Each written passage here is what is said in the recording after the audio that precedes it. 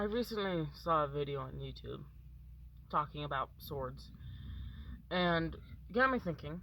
I posted not a lot, I don't really post that much, but I posted some videos on swords and swordsmanship and all that sort of stuff and history of swords. But I've never really made one that was just purely, informational. And that sort of dived me down into a rabbit hole of informational YouTube videos on swords. And I learned something pretty cool that kind of gave me a little shook. That swords are, odds are, were, in my opinion, swords and medieval-esque type weaponry was one of the many peaks, like one of the highest points in human weaponry that we have made. Because even modern day guns, even back then when people had muskets and all that sort of stuff, don't get me wrong, we own guns and I like shooting guns and all that stuff, and guns are fun, but still dangerous and you should still practice gun safety. But if you go back in time back to the medieval period and you know how to use a sword, and you know how to fight with a sword, and even better with comboing that with the just standard type of shield, you are already better off than a lot of people back then who didn't even have access to a sword.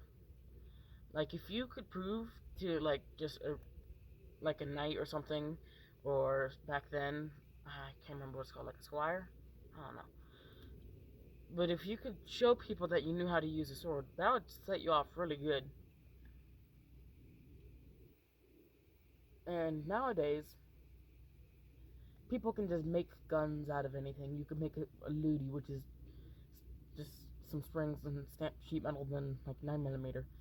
But back then, you would have to save up for a little bit to get a sword. I mean, it's the same thing with guns. Modernized, manufactured guns are decently expensive, but back then you would have to save up for months to get the proper equipment to go into battle. Especially if you were like a peasant and your only source of money making was bread or animals and that sort of stuff. You'd have to save up for a lot to have enough gear to go into battle or even defend yourself, really, against people who have that sort of gear.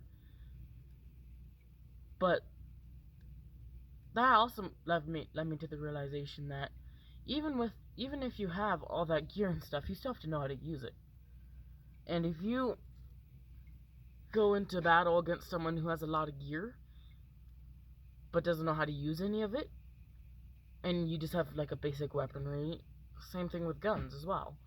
If you go to someone with a lot of tactical gear, a really good gun, and all that sort of stuff, but they have no idea how to use it and even operate the safety pin and the safety switch, you are infinitely better off than they are if you just know the basic knowledge to how to use it. And that got me thinking, why do no people actually practice with weaponry? There's obviously people who do, but not a lot of people do nowadays, because everybody thinks that, oh, okay, I'll just go out and I'll be fine. No. The world's a very dangerous place and you should defend yourself, but I don't know.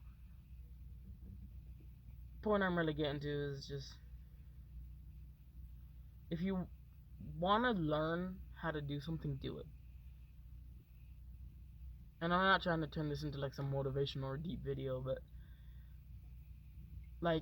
ever since I was a wee lad, 6, 7, I've always loved swordsmanship and knightship and all that sort of stuff. And now that I'm a bit older and able to make my own wooden swords and practice, it's just strengthened my love for medieval weaponry and swordsmanship and all sorts of stuff and all that type of stuff. And I think that's a problem with nowadays, is that people have a lot of passion about some stuff, but they can never truly channel that passion and put it into what they're passionate about. You know? And that's kind of saddening to think about. Yeah, sorry, I didn't mean to turn this into like a motivational or deep video, but so